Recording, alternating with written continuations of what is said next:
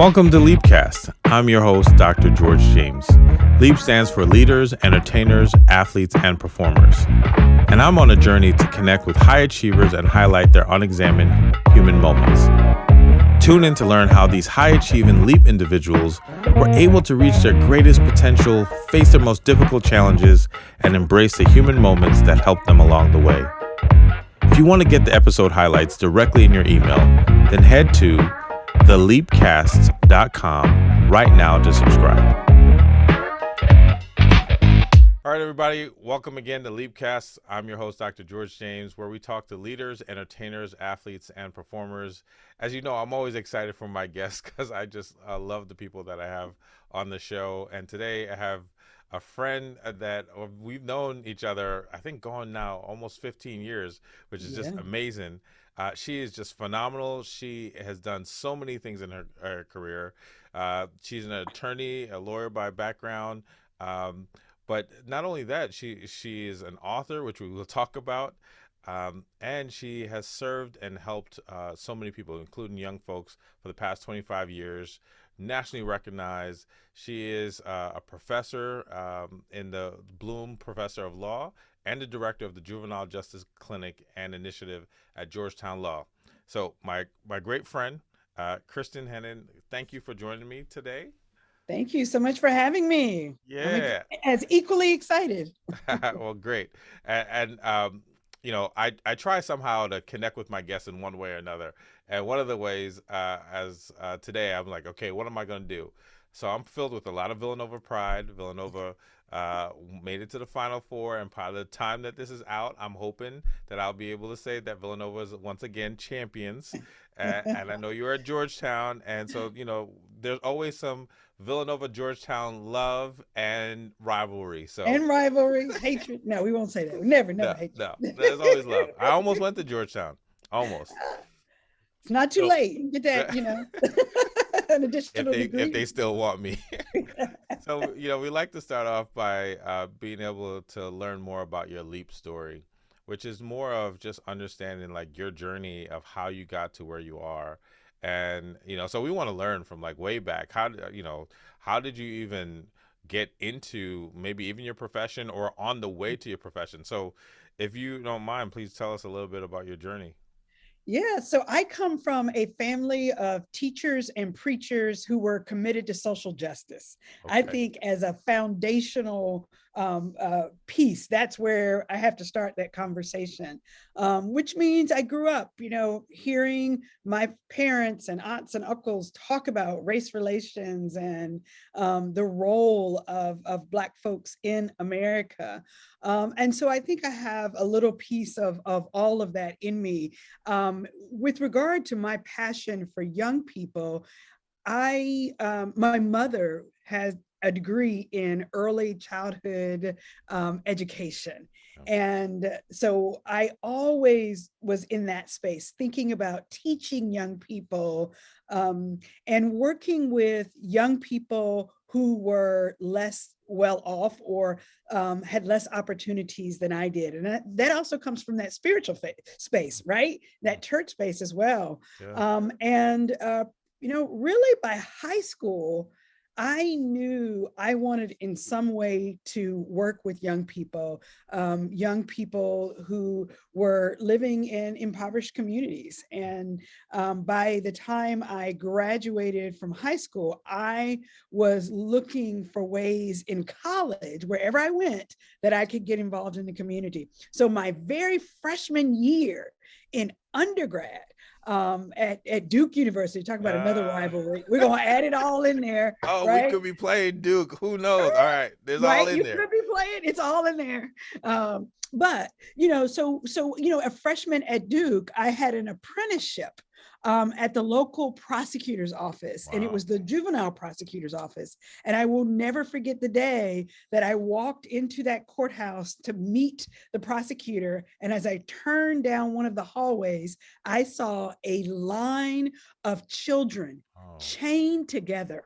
Wow. at their arms and at their waist. Wow. And they were unfortunately disproportionately children of color, Black and brown children. And when I finally got into the courtroom, I remember saying to that local prosecutor, I want to be over there. And I was pointing across the room at the defense counsel's table because he was sitting with the kid. Yeah. And I was like, that's where I want to be. And she said, I'll have to introduce you to them. And that was my aha moment. Wow. That was it. And I knew I could imagine I also, like, I could imagine that wasn't, freshmen in college. Like you weren't that far off age-wise from some of these young from folks. those kids. Oh, that's a good point. Yeah. You know what? I thought you were going to say, look, how it was contemporary America and we're still shackling people. But that's a whole different, right? I was thinking about that too. Yes. But no, you're right. I was young and I felt connected to them in some way, and certainly was where my heart and my passion were. And so, and when you go to undergrad, you take the internship opportunities that are available to you. Yeah. And, I remember getting the freshman package of materials, of activities, and this, juvenile court prosecutor's office. Wow. And I wasn't really thinking about what did that mean until I got into the space. It was a wonderful aha moment, but it was such an incredibly disturbing and traumatizing moment. Yeah, I can imagine. Like just and going back to what you mentioned about like family and family conversations. One, I'm curious, what was Thanksgiving and the holidays like right. in your family? It sounds like between the preachers and educators and the rich discussions, probably maybe some rich debates, right? Yes. how that was. But I could only just imagine that experience.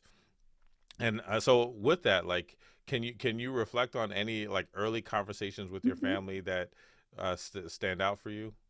Well, a couple of things. One, so debate is hilarious. I mean, there is not a time to this day, including this weekend, I had some cousins in town, and we talk about how growing up in our family, you can't get a word in edgewise. So as young folks, we used to watch the debate table, boy, and it was high comedy because my father had a large extended family. So, 5 siblings in addition to him, so 6 of them, and they could just debate for hours. So that was one thing, but you learn to speak up, and they would even say, if you want to participate, jump on in. And you'd be like, get in and jump. Right? You better jump. You got a second, right? So it was good. It was, it's remarkable to see us as sort of the cousins, our generation now be the career leaders, as our aunts and uncles have slowly passed away or have retired from that work. So that's one thing to note. And I think the other thing to note is, I remember distinctly, having conversations about what does social justice look like in the church space. And so many of my cousins are really engaged in some way or another in that social justice, racial justice work. And it's very much because of what we saw, right? And it's, when I think about social justice, and particularly from the church space, it's a helping ministry. So it's a social services ministry, but so much more than that. It's about transformative, it's about transformative thinking, policy change and reformation, and thinking about my, fathers talking about going to, the March on Washington and what that meant. And so it's just fascinating to think about that generation coming through. No, I mean, that sounds so powerful. And, when I think about my early experiences, having a faith background and growing up in the church, I don't think I made those connections, right? I would hear about other people where the church was just like the meeting ground for like, how are we going to like change some things? Like, how are we going to figure out like how to transform injustice or fight against it? And, I didn't always have that connection. So to be able to hear that, it sounds like it was one and the same. Like, I hear lots of people say like, no, like I learned about Jesus and I learned about like standing up for rights, right? Like, it sounds like it was, no, they're all one and the same. They're connected. That's right. So it sounds like that might've been part of your experience. Oh, unequivocally, and still so, right? God is a God of justice. The story of Jesus is a story of justice, right? And him standing up and turning over the tables and the tax collectors, right? It's, that's what it is. And so absolutely part and parcel of my experience. Wow. So you're an undergrad. Do you kind of have a sense that you want to like help young folks? It sounds like you probably learned early that you want to do even law. Like, so how did it go from that point? Yeah. So after that, throughout undergrad, I was working in various capacities, working with, and I don't like to use the word at risk, but, youth who, were in, faced socioeconomic challenges. Yeah. Yeah. But we,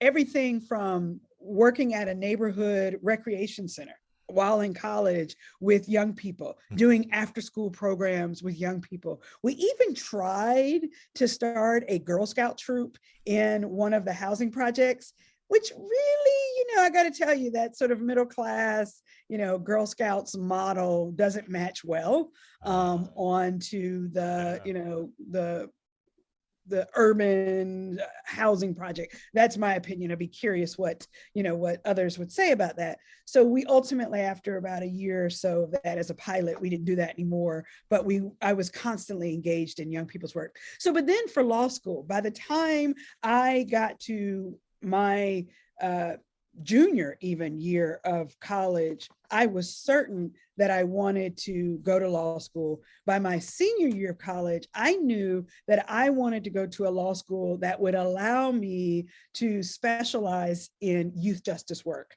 And in particular, looking for law schools, and I'm one of the lucky ones. I say this all the time. So I tell any young person who's listening, don't feel like you have to know this that early. I really was one of the lucky ones who just had my early aha moment and knew what I was looking for. So I had the luxury of looking for law schools that had some way in which I knew I could tap into that youth justice work.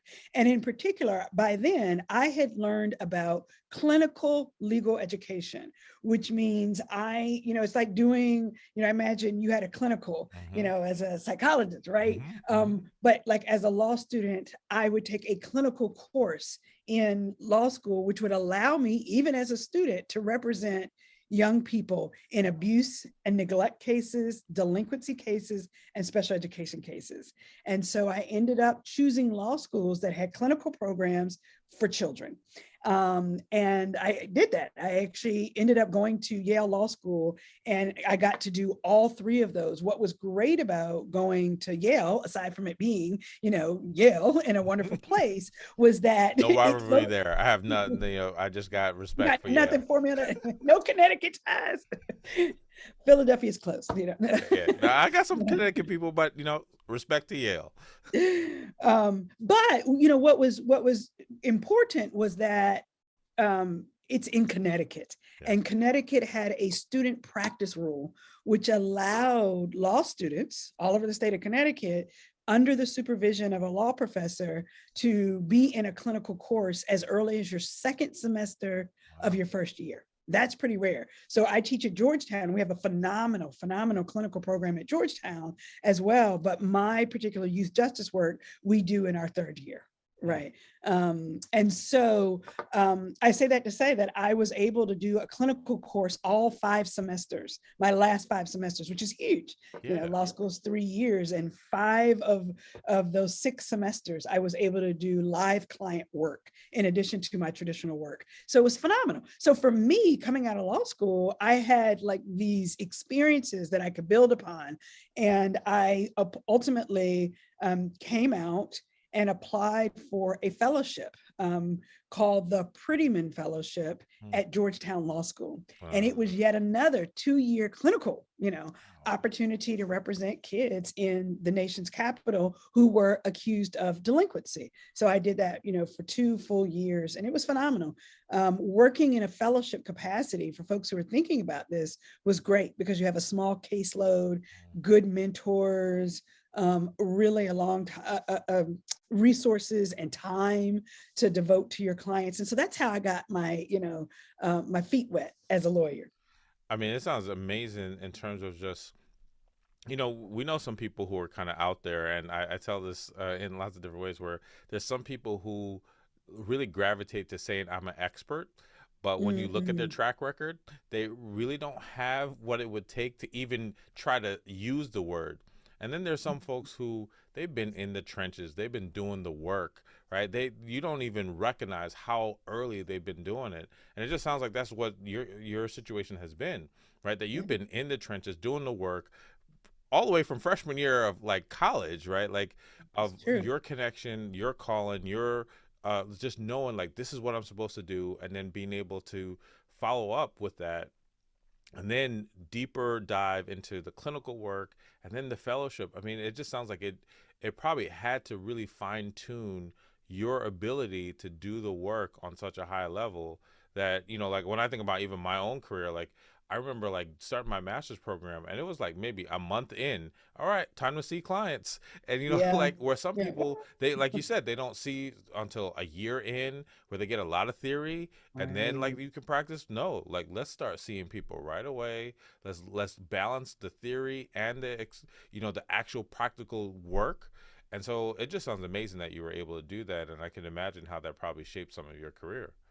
Oh, unequivocally. And that's such a good point. I hadn't really thought about it that way, because I've always been so action oriented. I want to apply, what I have learned. And so really knowing that from freshman year, like before I entered, getting the package of materials for Yeah. activities at Duke and like choosing that right at the outset. But I do think it's a blessing that I found my aha moment so Mhm. early. So I think, in terms of advice I would give for other folks who are thinking about that is get your hands out there, get your, feet out there and try some different stuff and see what really, really resonates while you're learning the theory. And so, I think that's so important. Just this past weekend, we were talking about how sometimes young folks are struggle with like, what am I supposed to do? And sometimes like 17, like feeling like they need to know their whole life, or in college like I want to change my major, and that means I did something wrong. Well, right. no, you actually did something right.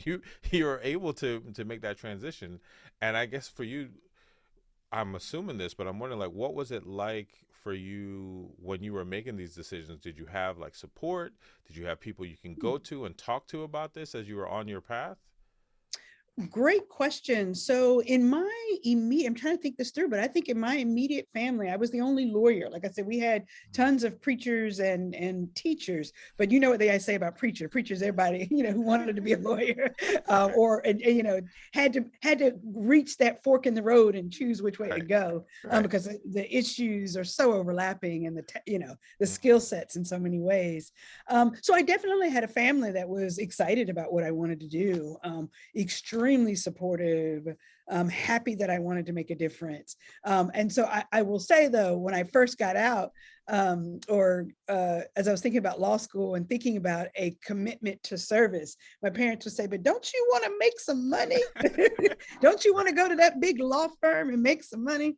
I was like, but that's not the way you all raised me. Right. Like, That's not the conversations we've been having all these years. right, this is your fault, right? So that was our running joke all the time. But this is what I say all the time: you stay the course Mm. and the money will follow, or do what your passion do, follow your calling, and the Lord will make a way for the rest of it. So, and now I do exactly what my life calling is, representing children, and researching, writing about children, and teaching law students about children from the very safe and resource heavy space of Georgetown Law School. Yeah. So that's a blessing. But I started off in some jobs that were pretty low paying. And even post law school, people were like, I'm sorry, you went to Yale Law School to go and do what? Right, right. Hey, look, this is where I'm like, raise your hand if you had a job, even though you have a professional title, but you had a job that was, as they say, around the way. Like, Yeah. I had to. I remember, and to your point, I value those experiences because they were so impactful for me. I Yeah. hope that I made a difference into somebody's life, but I know they made a difference into my life. I remember Yeah. doing like therapy, like literally behind the prison walls, or with folks who Mhm. are incarcerated, or going to homes that where they might not have heat on, and we That's got right. our jackets on, Absolutely. and we're doing therapy. And but to understand their situation of how they got there, and to respect them in their place, and to respect their humanity. That's And right. so I value those experiences, so I can imagine that there wasn't a paycheck necessarily connected to that, Right. but it did have its reward in my life, and it sounds like it was the same for you. Yeah. Oh, definitely. Definitely. My, fellowship job was a great job and arguably a prestigious job, but it didn't pay, it didn't pay much. Right. And same thing. My second job was a wonderful place, was my second legal job, I should say, was at the DC Public Defender Service, Oh, which okay. is a phenomenal, reputable, really, heavily sought after job. And again, when I was there, we weren't making that much money, but people were in the trenches and excited about the work. And there were days we worked 30 days a month, every single day in the trenches, as you say, visiting, prisons, visiting clients in neighborhoods, poor neighborhoods. And, it was a really life-changing experience. Wow. Right. So you've done all of that. You've solidified not only your purpose, your calling. You had the aha moment. You did the educational as well as experiential, and at these wonderful places. And I guess, like, how did that transfer, or when did you realize that you wanted to be a professor? I mean, it sounds like it was in the Oh, DNA and in your blood, but how did you get to yeah. that place? Oh, that's so funny. I really am a very blessed child. So I knew by the time I was a freshman in law school, a first year, law school is 1L, 2L, 3 year. Right. When I was a first year law student, I went to orientation at law school. And this wonderful woman, Jean Co-Peters, was teaching in orientation an ethical dilemma, and the ethical dilemma related to children. And Wow. I was like, wait, I want to be her. And she was a clinical professor. And so I'm now, Yeah. in my own way, I'm obviously me and I bring what my life experience to the space. But in every way, like ultimately my career, I saw her and saw that as my career. So she's a clinical professor teaching, focusing on children's rights issues. And I was like, that's what I want to do. And I took courses with her and really saw what it was like. And that was, I got to say, in law school, when I was taking my clinical courses, where I was on fire and I felt like I was making a difference, Yeah. and where everything came together, as you talked about, the theory with the practice came together for me. And I wanted to replicate that experience for students. Right. Law school can be a hard and daunting space, Hmm. competitive and cutthroat. And I felt like doing clinic was really shifted our focus to caring for the community and the people in the community, and not on ourselves and the competition to make law journal or whatever else it was that's put you on the treadmill. So that for me was how I knew I wanted to teach, Wow. when it really solidified that I wanted to be a law professor. And so when I graduated, again, time to graduate, I sought out, so the fellowship that I talked about post law school was a law school teaching fellowship Okay. in the clinics. Nice. Right. So completely a marriage of what I wanted to do. And so that was a 2-year fellowship teaching. And then I went to the DC Public Defender Service for a little over 3 years and came back as a teacher. And I've been doing it ever since. I mean, I really want to, highlight this point that, you've mentioned that you had your aha moment early and that you were blessed and that, you had family and support. But I don't want to lose sight that everything that you're saying just screams that you are extremely hardworking, Mm, focused yeah. person, and that you go after what you want. Right. And once you have, because there's lots of us, we can have the aha moment, but that doesn't mean we go after it, or that That's right. doesn't mean that we make it to that next step or overcome any of the challenges. So I could just hear how determined and hardworking you are. And has that always just been a part of, like, your makeup? It really has. And as I listen, I'm trying to figure out, again, probably a combination of everybody in my family in some different way or another, right? My entire extended family is really sort of driven in those ways, not about, prestige and fame or about Hmm. money even, Hmm. but about leadership and making a difference. Yeah. And so I think I just saw it all around me. And I was my mother was an avid reader, and I just always was just pushed. And I say this, one of the additional blessings is you can see the vision right? You see the vision, make it plain. Yeah. And I could always see the vision around me for what was possible to me. And so when I think about the kids that I serve today, my heart breaks when I don't see them have the vision, because they're what's immediately in front of them is limited, either by poverty or a school system that's not attentive to them. So I was very fortunate. Like, my grandparents on both sides of my family were successful, again, teachers, yeah, and preachers. I mean, it goes back lineage wise. So yes, I will say, George, I'm a little almost hyper driven at this point. People are like, okay, you can rest now. When you're going to turn it Baby, you off, could take a nap. you can take a nap. And but I'm still like that. I mean, even this morning. So I've got a book out, and how do I get folks interested in listening and paying attention to this conversation. So it's, for me, even writing the book was about, if I'm committed to this agenda, right, of getting the world to treat Black children like children, how do I get there? What are all the tools in the toolbox? And I want to use them all. So whether it's teaching, it's training, it's representing clients, writing a book that people will read so that people are talking about the issue, I want to do all of that so we could be singularly focused on that issue. Once again, just amazing. And when you were talking about, once again, this intersection of preachers and teachers, people making a difference, and how, like, you're living that out, right? Like, I would say, like, in my mind, when I think about preachers, people who are trying to evoke change and help people get to a better place. And for you, that's right. Like young children. And then, like, teachers who are wanting to educate and equip and build up folks, and that you're doing that with your students. So I mean, there's obviously lots of ways you're taking that family legacy and being able to push it even further. And as you've had this amazing career, I know that there's ups and downs, and so I'm curious about both. Like, what would you say has been like a pinnacle, or like an amazing like aspect or moment of your career, and then what would you say have been some challenges or tough moments that you had to navigate in your career? That's a good question. So, in terms of like highlights, there are these sort of arbitrary status markers that people designate as evidence of success.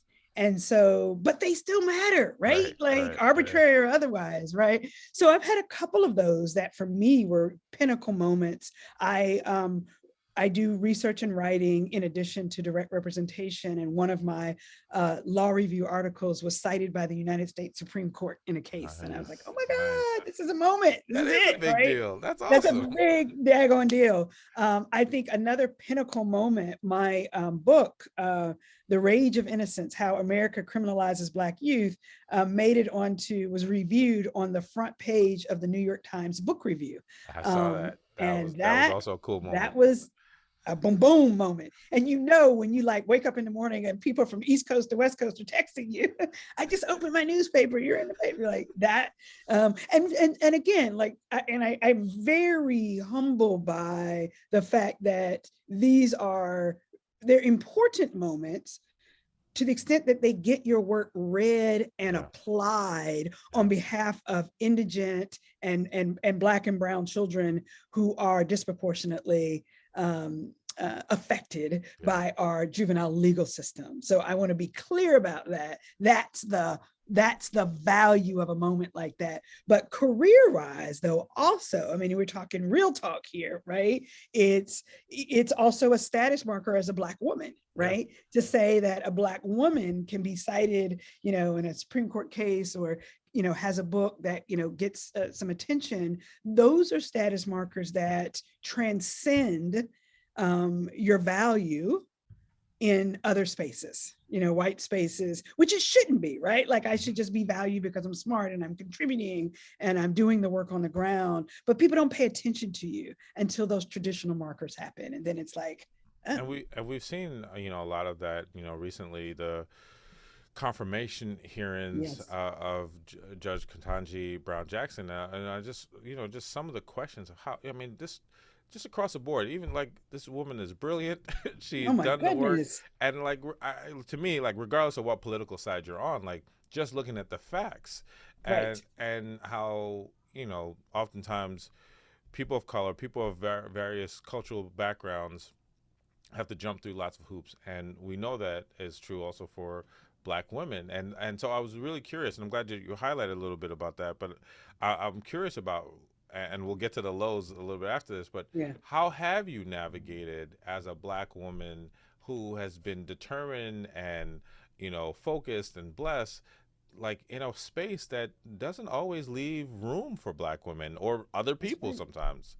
That's right. I mean, let's think about it. I mean, where did I say I went to school? I went to Duke, I went to Yale, and now I teach at Georgetown Law School. I mean, I'm always been in the minority in all of those spaces. And, I actually went to my grandparents, provided funds for me and my siblings to go to private schools when we were in elementary school. So pre-K through, I don't even remember, maybe seventh grade. I ended up doing high school in public schools because we moved to a new state. But so I have really grown up in Black neighborhoods, but yet but like going to school in white spaces. And so you see it, and going to Black church. And so Yeah. let me be clear, I was brought up Black. All Although around me is Black. all around me. Let's just say there was no mistake about who I was, but yet I was always inserted into white spaces because folks saw the various opportunities that were presented. And so I think I grew up with, some insecurities, honestly. Yeah. I remember, being called the N-word when I was in private school, in elementary school. Wow. Very distinctly. I remember being in undergrad, and people would call on you, even teachers who were like, well, what do you think? And I think they thought they were doing something nice, but it's like, well, I can't speak for the whole Black Can't world. represent everybody. I can't represent everybody. I barely represent myself sometimes. Right. So I remember moments like that being distinctive. And in law school, what I remember, and this was interesting, it may be a function of Yale and who it attracts, but very much feeling like I was in a space with elites. Like, so, I said my family was, successful and leaders in the church and teaching space, but like you had kids there whose parents were judges and, president's kids, and like, you know what I mean? And so there was always this sense, was like, wow, do I belong here? And so you find yourself asking that question over and over again. But because, as we talked about earlier, I just put my head down and I worked. I did have insecurities. I'm not going to ever pretend that I didn't, all the way through law school. And even when I started at Georgetown, I get a professorship at Georgetown Law School. And I remember, being particularly early on, where there were even less Black faculty than there are now. We have a really strong contingent now, but feeling like I just didn't relate. Like we would have, meetings, and I would just like, I just don't belong here, but, in some subconscious way. Right. Yeah, no. And then one day, I will never forget it, sitting down at a table, we were at some lunch event, sitting at a table, and I was talking to one of my white male colleagues, and somehow a research question came up, or a legal question came up that was squarely in my wheelhouse, right? And not in his. And the discomfort that I saw on his face, his uncertainty and his inability, to sort of navigate the questions that were coming. And I was like, oh, you get that too. And I'm telling you, that was an aha moment, George. Wow. It was like, wow. And I literally, to this day, I've never forgotten. And that was about, I don't know, probably like 25 years ago. I've been at Georgetown 26 years now. And, it was probably less than that. I'm sorry. It's probably been at Georgetown, I don't know, 20 something years, but it was really early in my career, 1, 2, 3 years into my career. And it was another aha moment. And it was like, I know what I know. He knows what he knows. That's right. And we're both experts in our field. And we all feel uncomfortable when we're new in a space or when we're outside of our expertise. And that was game changing for me. Wow. Completely. And I've been able to function ever since. And I'm so happy that you had that experience. And, once again, I think this is a great thing that you're offering to everybody who's listening, is this thought of like, sometimes we can have this imposter syndrome and like, I don't Yes. belong here. And I've had that, and I've been in spaces, and it happens when also you, as they say, you level up, right? You get into this Yep. new atmosphere, this new opportunity, and you're like, oh, you look to your left and your right. Do I belong here? And yes, you do. And you Yes. do belong there. And then to the fact that what you're saying is that that person to your left or your right could be experiencing the same thing. Same thing. And if we're all experiencing it, but you think that person belongs there, and they probably think you belong there, then let's just accept that we all belong here. Belong. Exactly. That's absolutely right. It's such a beautiful point. And also, just to have grace with yourself. And like, I love your concept, I love saying that too, this notion of leveling up, figuring out. And for me, what that means, what are your unique gifts and talents? Yeah, What do I bring to this space of Georgetown Law School? yeah, And if I could articulate those, and there are a lot, right? I'm like, wow, I have something to offer. that's And right. so, like, and I really began to navigate that in a way that's still, humbling. Like, I don't, now think I'm better than anybody Mhm. else, but thinking about what it means to be, for example, a clinical professor at this space. That means I do two jobs. Like, I don't just do research, writing, and scholarship and get my papers published and cited. I also represent clients. And Yeah, I take law students into court and out into the community. So, how do you have the time and the energy to do both of those and do both of those well? That was one of the other things that we began to learn. It's like, wait, no, I'm a real value add in this space. right. And then I also recognize that I have some administrative talents. Mm. And, there have been tenure, I've been here a very long time. So, I had a stint where for like 4 years, I was an associate dean at the law school. And like, people had to come to me and they had to ask me for stuff and to figure stuff out. And I had to do problem solving, and I was like good at that. Like, and so I just had to figure out where my unique gifts and talents were, Yeah, and they're not limited by race and they're not limited by gender. And you'll get your respect in your space if you are honoring your gifts and doing so with grace and humility and kindness, and attention, and hard work. If you do all that, man, you fit. no, I love that. Really zone in on your gifts and talents, right? And that might mean some self-reflection. That might Yeah, mean asking others around you. That might, even from your story, recognizing what's already in your DNA, right? What's right. in that upbringing that you have, or Yeah. those things that draw you in, those aha moments, and that might be connecting you to those things that are part of your unique sets of skills and talents. And I really love that you really shared that. I'm curious, just because of the space that you occupy, the professor that you said, what she is doing, I want to be like that person. Was that a woman of color? It was. Wow. So, yeah, an Asian American, a Korean American to be precise, woman of color. And I, literally to this day still admire her and talk to her and consider her a mentor, but being able to see that. And when she was coming through, I mean, they were talking about women faculty of color at Yale Law School. Mhm. Wow. Yeah. That's like, and there were no Black women, none, um, at all. And there were maybe 3 Black men. I mean, we're talking real low numbers, Yeah. right? Yeah. So think what I'm talking about. I'm talking like 30 years ago at this point.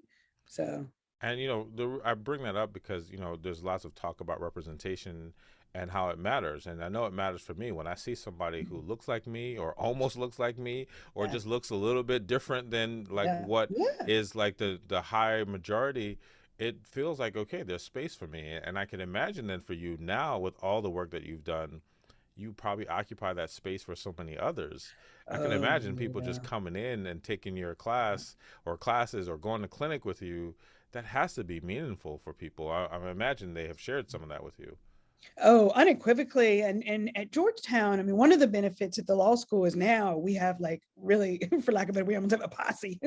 We have a strong contingent, both of African American students and of African American faculty. And the school is committed to that diversity. And so what that means, though, is that we can create space. We can create space and opportunities for Black students in particular, but students of color to engage with faculty of color in very meaningful ways. And so one of our traditions, which I so love and I really, urge folks to replicate, we actually got this from Yale Law School. Well, I'll back up. I'll just say what we do first, and I'll tell you sort of how it came to be. But one was we have an annual Black faculty student meet and greet.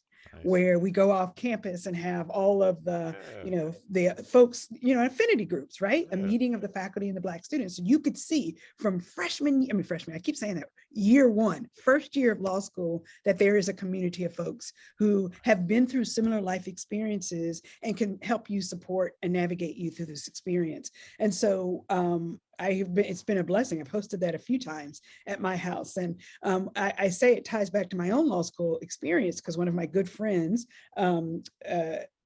James Foreman, and I both went to law school together, and we both became faculty at some point at Georgetown. And we said, hey, when we were in law school, the Black faculty used to have us over and we would have a little meet and greet. And so we said we should replicate that at Georgetown. And so we did. Now that was many years ago now, like 20 years ago. And so we're now doing it. I love that. Annually. And once again, just being able to create space and passing that on and being able, I think about it, it's almost like, what you did, what you experienced growing up, right? You got to see your family members, preachers and teachers, like having community. And That's it was right. like, look, you're going to jump in if you want in. And it's That's like, you get to replicate that for your students, right? In a way of like, look, this is who we are. We're going to show you all the colors and all the ways that we are. If you want in, jump in. And so I really think that that's just so amazing that you've been able to do that. So I'm really curious, you wrote this amazing book, The Rage of Innocence, and, just from first time you shared this, as I mentioned in the top, right, we've known each other for 15 years. We connected on a trip in Italy, of all places. That's right. And, and just been connected ever since. And I personally, I was just so excited about you putting together your experience, your knowledge, all the things that we just said, your expertise, the working in the trenches, your passion, the aha moments in this forum, in this book, to share with the world. And so I would love for you to share more about how you got to write in this book and more about the book and even your hope for the book. So I think the best way to think about why I ended up writing this. So we've been talking about how long I've been in the work and in the trenches. So here's the deal. I have here just in case too, right? Hey, everybody get your copy. That's right. But I indeed have been representing children for 26 years in the nation's capital. First as a fellow at Georgetown, it's a teaching fellow, then at the Public Defender Service, and now as the director of the clinic. And so now a total of 26 years representing children accused of delinquency. And in that entire time, I have only represented 4 white children. That's it. That should cause everybody's eyes to go big, right? So either you're thinking that there are no white children in the nation's capital. We know that's not true. That's not true. Or that white children don't commit crime. We also know that's not true. Okay. Because, and so this book was an effort to, interrogate that. Why? How could it be that I live in a city in which like 99% of the young people who run through the courthouse are processed through the courthouse in juvenile delinquency matters are African-American. That is really problematic. And so part of what I wanted to know was, is this happening in other parts of the country? We know the answer is yes. I wanted to know why we have these extreme disparities. I wanted to know, and this is the most important thing, it intersects with your work, George, is what impact does this criminalization of Black children have on Black children, mentally, physically, psychologically, developmentally? Really important question. And I wanted to know if, we're persisting in these racial disparities, is it making us any safer? Are we as a country safe because we've now locked up all the Black kids? And then if not, which the answer of course is no, if not, then what do we as a society do about it? So this book, though, that probably that outline sounds really academic. And as you know, George, it's not an academic book at all. Yeah. It's a trade press meant for a mass audience book. And I weave together stories of my clients that I have represented over those 26 years, wrapped together with stories from some of the national headlines that we've all seen: Tamir Rice, Mike Brown, Jeremiah Harvey, just kids' names that we should all know and call their names. The 9-year-old girl who was pepper sprayed in New Jersey, like all of these kids. So I talk about those, but I weave together the research, right? Yeah. The research on the traumatic effects of policing in Black and brown communities. I research together, implicit racial bias, but I do so in a way that I hope is really accessible to everybody. And my goal is, I want people, an average reader to pick up this book and say, I see myself in this book. I did this when I was a teenager, or my children are behaving just like this right now, and nobody took them off to jail. And so we're talking about things that kids do, talking back to adults, coming home after curfew, getting in fights with their siblings, experimenting with drugs and alcohol. Even if we don't like these things as adults and they make us nervous, we don't criminalize them, right? You redirect your children with love and support and guidance. But yet with Black kids, we criminalize virtually every aspect of their lives, right? The clothes they wear, the way they style their hair, the music that they listen to, all of those things that we allow white children to do. And that's what I call criminalizing normal adolescence. And then there's this whole other layer that I get into in the book, which is even when kids do make mistakes, Black kids make mistakes and really do commit a criminal offense, we, consider them beyond redemption.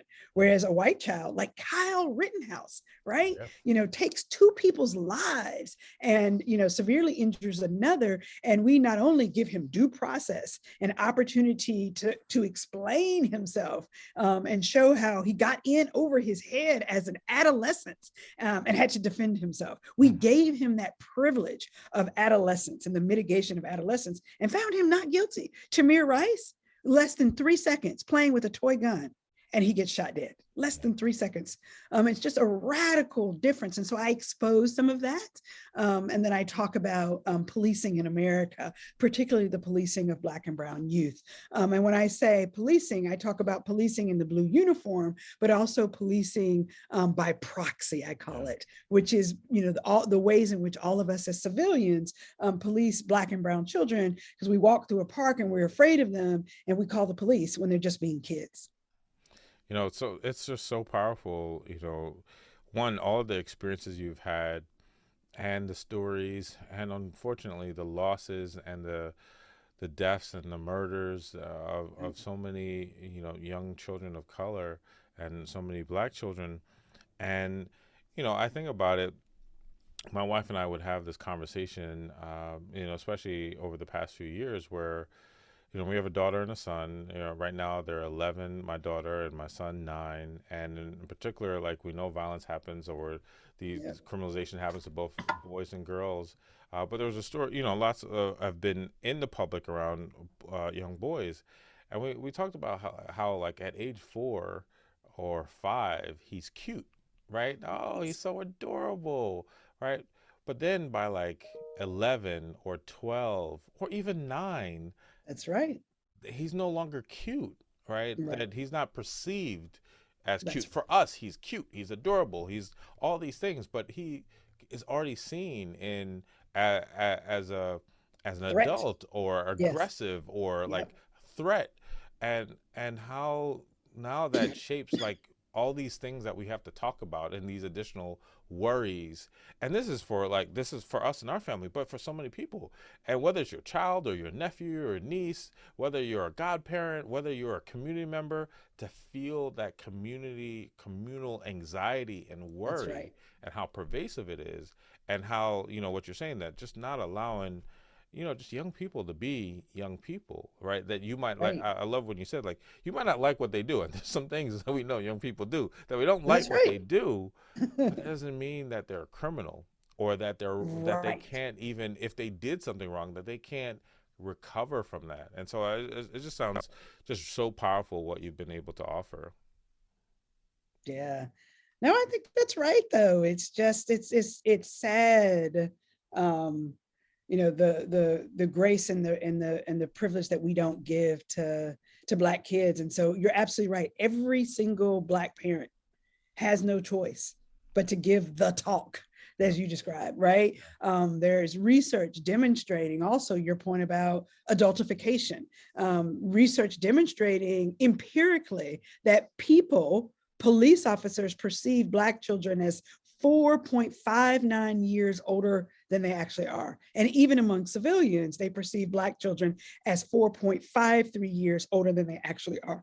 That's a tremendous impact on how when you walk through the park and you see a Black kid and you age him up in ways that make him more threatening and dangerous, and that justifies the use of force. So you think about Tamir Rice, he was 12 years old. And when the police officers were interviewed about why they shot him, they kept saying he looked older than he was. He looked older than he was. Right. And you're like, oh my God, have you looked at his baby face? And if we would just slow down, stop, think, hide behind the bulletproof door, and ask him to put his hands up and we would not be in this All the situation. protocols. And this really isn't, people say, well, you can't Monday morning, quarterback. Yeah, actually we can. And that's what good policing is. That's what good everything is to look back and to reflect in ways that so that all of us begin to understand and accept that this is how our implicit biases are working, and that we can slow things down, right? That one of the major ways in which you correct for implicit biases is getting people to slow down and not rely on their instantaneous triggers, and you can do so in safe ways. And police officers will tell you that, No, I can imagine that all of this that you're sharing also, what I think you just were alluding to, provides options and opportunities for possible course correction, for possible right. solutions, if we're willing to take it. And and the truth is that we all, like, all Right. people have biases. That's And we right. all act on these biases. Now, we might not all have a gun, or we might not have their ability to rule or judge or to decide the fate of someone, but we all do make decisions that do impact other people That's right. based off of our biases. So the thought of slowing down, the thought of being able to be aware of these things is so crucial, because to your, the other point earlier is that it's just traumatizing, what people experience and what people go through. And, organization not that far from where I'm located, called Healing Hurt People. And what they talk about is how people could be shot or stabbed or assaulted, and they go to the hospital and they can be released that day, right? And on some level, we might do enough to take care of their physical body, but they're leaving traumatized. They're going back to some traumatic moments, and they might act out, or they might be struggling. They might be depressed. They might be anxious. And it's important to help them as they're going through that. And so I hear, the work that you're doing in the book, and the clinic, and with your students, as all part of, let's see these individuals, as humans, and treat them accordingly. Right. And I go even further. We're talking about children. I need everybody to treat children like children, all children, including Black and brown children. Yeah. How would you want your child to be treated in a moment like this? So we could keep talking about this, but I want to get into some of these last questions that I ask Um, so obviously this is what you're working on now, and I'm wondering if you could work with anybody, if you could Ooh, partner with anybody, collaborate with anybody, mm, who would that be? wow. That's a great question. I'm going out on a limb with this one. It's I all would right. This is where people say dream. People this start is where saying people stuff. dream. It's all right. Maybe, look, I need you to get this in front of her. I would love to, partner with Ava DuVernay, right? Nice. And I think about one of the things that I learned from writing this book is, I'm an academic, I'm a lawyer. So we have lawyers speak and we have academics speak. But messaging and changing hearts and minds comes from narrative. And so I had to learn to write in narrative form, right? To reach more people, to get people thinking about this issue. And I see the ways in which media and the ways in which more people in the country understand issues like solitary confinement or false confessions or the disparate treatment of Black children in the juvenile and criminal legal system from Ava DuVernay's work, When They See Us. And so if I had my dream, I would let's take this book, let's read through and figure out what the stories are that can be told to an even broader audience, and bring it to life. So that's who. I love that. See, that's what we do, right? Here on Right. Leapcast, we just put it out there. We don't know. Maybe Okay. we got to call Ava, or hopefully we send her the Right. book or find a way. But That's I could right. totally see that she's done phenomenal work, and even some people I know, I think that have worked with her, there's a way that she lets people feel seen, even the people That's right. who are working with her, That's right? right. And That's the right. stories that she highlights, she just has this amazing talent to be able to do that, To do and that. to raise up the messaging that you have in this book and your work experience and life experience. I think that sounds like a great fit. So I love that. Yeah. uh, Two last questions that I ask.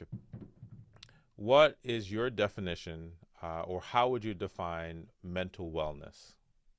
Or what does that Mm. mean for you? What does mental wellness mean for you? Well, I'll say this is how I achieve it, or you try to achieve it, is faith, family, fitness, fun. Um, and I think a healthy combination of all of those is critically important. So faith, because this is such hard work that we're doing, and you have to have faith in the higher good, right? In our our fundamental notion, let's go Martin Luther King's moral arc of the universe bends towards justice, right? Might take us a long time to get there, but but I think faith, um, in that way, but also faith in God, something higher, that Yeah. you have a calling and a purpose, and everyone belongs in this space. That is critically important. I don't have an F word for this, but it is, I might have to come up with one, but it is a lot of self-reflection, right? A lot of humility, a lot of, I think I love psychologists, right? Because I think every single person, whatever profession you're in, needs 1 year at least of psychology, right? Of therapy, I should say, really to help us navigate our past and see our way forward to the future, right? But what are those barriers? What are those blockages? And I have, I've done therapy, and I still hearken back to Yeah. the tools of perspective. How do I get perspective on this issue? And understand life for what it is, not making it too much, not making it too little, or every issue. I shouldn't say life, but we take issues and we Yeah. make them more than they are, or we ignore them and make them less than they are. But how do you get perspective and put stuff there? So I think that's huge. But being able to be with family and friends and having those moments of joy and laughter, you've got to put them in your life no matter what's going on. And so I think that's how you achieve wellness. No, I love that. And, there's so many ways that, especially in a lot of the work that I do with high achievers, people doing great things, is this thought of like feeling burnt out or feeling alone or feeling Mhm. isolated, because usually you're the only one there, right? Maybe only one in Right, your family or in the community, or no one really gets it, or the people around right. you have to work for you. and so this thought of like, yeah, how are you really integrating faith, family, fun, friends, and perspective, right? Yes. And how important that is. Last question. What mental wellness advice would you give to your younger self? And that could be as early as yesterday or many years ago. Oh, I wish I had my 5 F's earlier. I think the what I is putting stuff in the perspective. Here's the thing, and this was a word of advice that my family passed on that I latched onto at times, right? Which was, this too shall pass, Hmm. right? You're going to move to the next moment. So I said that to myself over and over again. I think had I had even more self-esteem then, and more perspective, more courage to try new things. So I think that would be my wellness. So some of the stuff that we talked about today, I wish I knew some of that earlier, right? Yeah. Perspective, self-confidence. I won't say self-esteem, but self-esteem, self-confidence, and a little bit of courage to try some stuff. Once again, that's just really great. And the thought of like, one, how can we take that on now and even apply it? Because I think, like, I find myself that in the moments when it feels like things increase, I then wish that I remember what I told myself to remember, Right. right? Because I forget it when it increases. When it's calm, I'm like, oh yeah, you know what? I need to tell myself I can do this. Then I get into that stage and like, I can do this. I got to remember the same level of confidence and strength to bring into those new moments. And I think that's a really great encouragement to others out there to just walk even with a little bit more courage, that you belong, Right. that you are making a difference. And that, I think, at the heart of this is that there are lives that are changed because of it. Like, you That's right. are changing lives in this work that you've been doing, the people that you've been educating, this book, the research, that Mm-hmm. lives are impacted, and so that's great. And then on the other side, why it's also so important that you're doing the things for yourself, so that you are, taking care of your whole person. The whole person, that's right. And the whole perspective thing is like, these moments of challenge will also pass, Yeah. right? That's what's critical, right? And don't, like, I've just seen too many people get stuck in a moment and they can't get through it. If you can get on the other side of it, just, Hmm. what do they say? This is where you walk it out. Just walk it Hmm. out. One foot or That's the right. other, one foot or the other, one foot in front of the other, until it's, until you're out of it. And that's definitely, Well, the way I to do truly appreciate you joining me and sharing about your path and your career, and like this, amazing book. There it is.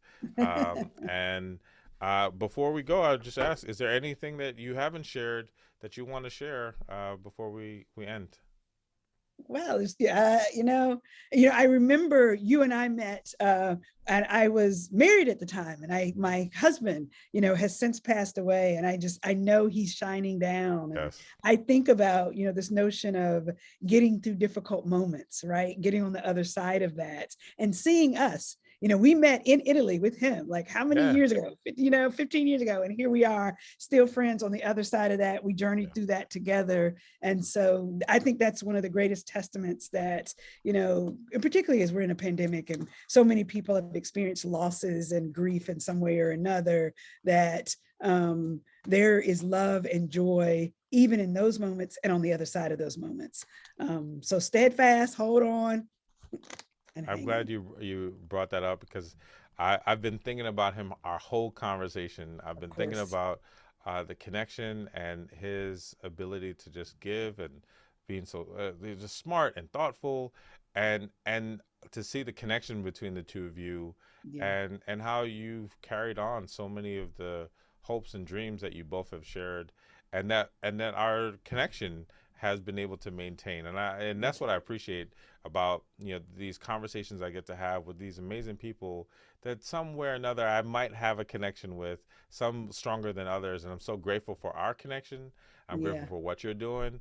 And I'm grateful that, yeah, it started 15 years ago in Amazing. St. Mark's Square, and how we've just continued on since then. Yeah.